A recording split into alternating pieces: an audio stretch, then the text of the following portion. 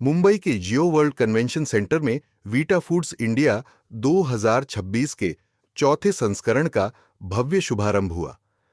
11 से 13 फरवरी तक चलने वाला यह 3 दिवसीय कार्यक्रम भारत के न्यूट्रास्यूटिकल, वेलनेस, फंक्शनल फूड और डाइटरी सप्लीमेंट्स सेक्टर को एक ही मंच पर ला रहा है।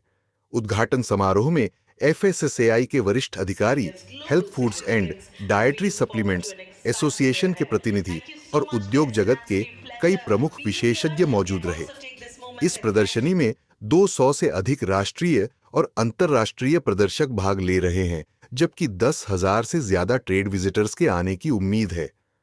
वीटा फूड्स इंडिया 2026 भारत के प्रिवेंटिव हेल्थ और वेलनेस भविष्य को नई दिशा देने की ओर एक महत्वपूर्ण कदम माना जा रहा है। पूरा न्यूट्रास्यूटिकल इंडस्ट्री का एंड टू एंड शो है एंड जहाँ से रॉ मटेरियल इंग्रेडिएंट से लेके फिनिश प्रोडक्ट्स और मशीनरी और उसके जो value contract manufacturing value chain सारी यहाँ पे है।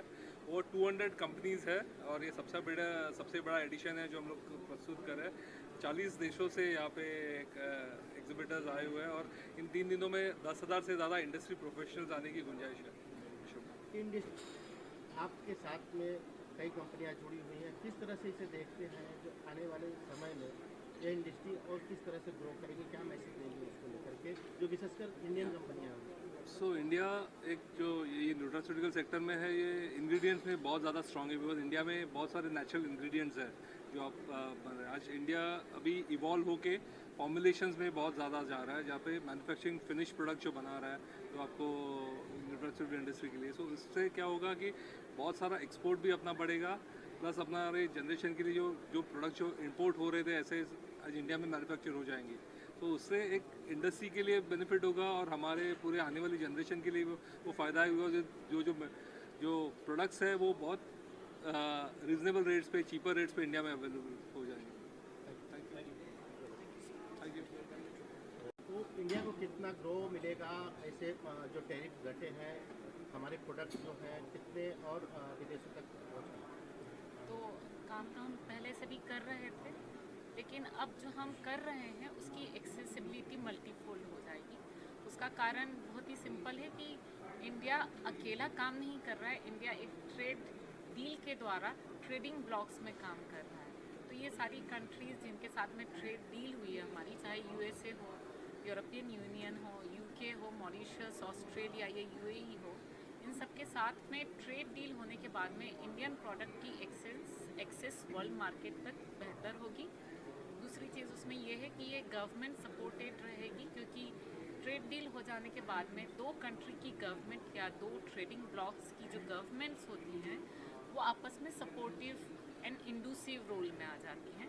तो कहीं ना कहीं इसका फ़ायदा जो होता है डायरेक्ट और बहुत इनडायरेक्ट वे में ट्रेड को, बिजनेसेस को मिलना शुरू हो जाता है। तो इंडियन इंडस्ट्री को इससे डेफिनेटली फ़ायदा होगा। कुछ लोगों की आशंका थी कि जो बाहर की कंपनियां आएंगी तो हमारे किसानों को उससे नुकसान होगा, इस पर आप?